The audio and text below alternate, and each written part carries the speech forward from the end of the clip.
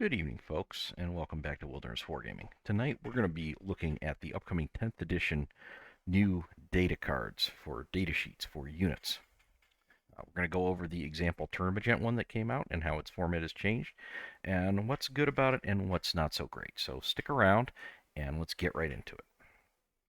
Okay, so first thing up that I like is it seems to retain pretty much everything that you would expect from a data sheet. All of the same values are there in one form or another. They are split out a little bit differently, though. But you still have all these same things that you would expect to see. There's movement, there's ballistic skill, weapon skill, strength, toughness, save value, wounds, leadership value, and there is some new value called, it looks like OC, as in Oscar Charlie, for those of you who like phonetics.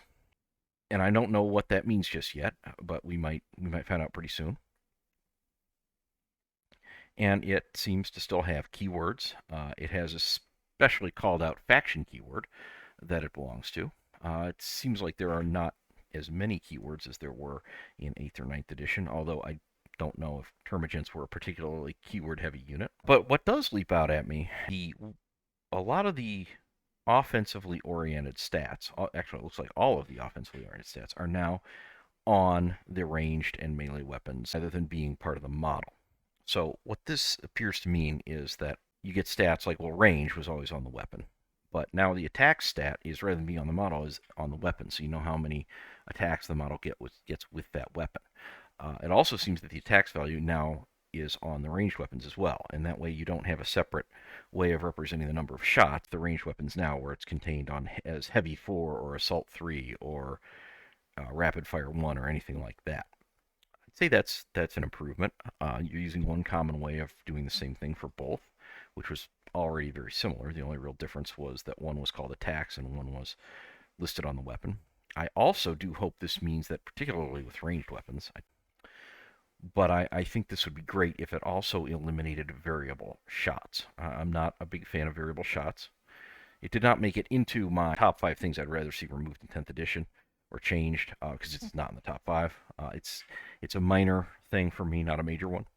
But I don't like it. I find it makes it very hard to calculate the value of a weapon, especially when you're using a 1d6, where it's very, very flat, and you kind of have to assume you're only going to get one shot, and that greatly impacts the value of the weapon. I also have on there either the ballistic skill or weapon skill, whichever one pertains to the weapon, which is good because now you have your pluses and minuses to hit with certain weapons that might be more or less accurate baked right into the weapon stat. You don't have to manually think, oh, geez, I'm using a Thunderhammer just so I need to take a -1.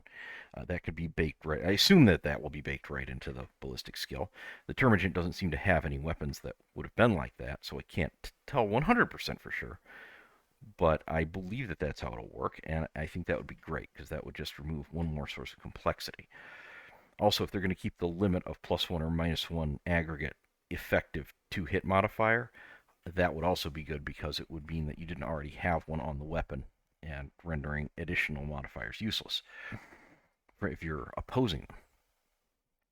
Now, next up, strength is represented directly on the weapon. Now, this is also great. There's really no need to have a strength value on the model. What matters is the final strength of the weapon. Now, somebody might say, well, what about close combat weapons? Well, you just list close combat weapon or some equivalent of it on every single model. Um, armor penetration is on here, and of course damage, that were always on the weapon charts. One thing I believe that we're going to see is that now every single option will be listed right there on the model's datasheet. You won't have to go consult a different chart in the back of the book for special weapons or heavy weapons or anything like that. Everything that it can take will be right there on the sheet. That will be great, especially if you're not using a tool like Battlescribe to make your lists. And it has its advantages if you don't do that, because one thing about Battlescribe that's a little obnoxious is that when you do the printout lists, they get really, really long. So you have to make your own spreadsheet or write them out manually. And having everything conveniently on one page would be nice. One thing I really dislike in a codex is when some models have that and other ones don't. It's just really, it really gets old. So, how about that? We also have over there on the right, we have abilities. Faction, Synapse, Ability, Skulking, Horrors.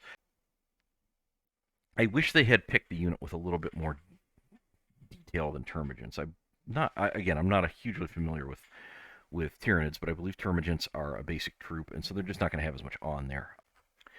Nevertheless, I like this format overall.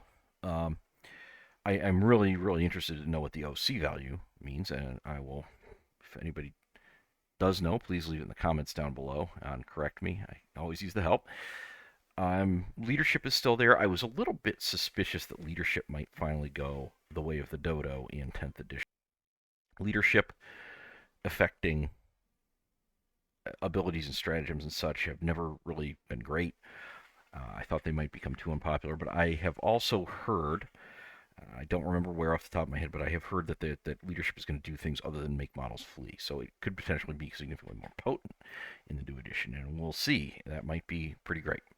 But this is a nice little taste of what the new rules and data sheets are going to look like. I understand that we will not need to purchase hardcover codexes, that you'll be able to get an index and rules basically for free from day one. And I believe that codexes will come out eventually, but they will be more of a supplement rather than an actual thing you need to play with your rules. I'm still not quite sure how that's going to mesh. I am somewhat concerned that sub-factions, especially the non-poster boy sub-factions, may be given short shrift in some cases, but we'll see. I'm going to remain optimistic right now that they will at least get a little bit of good treatment.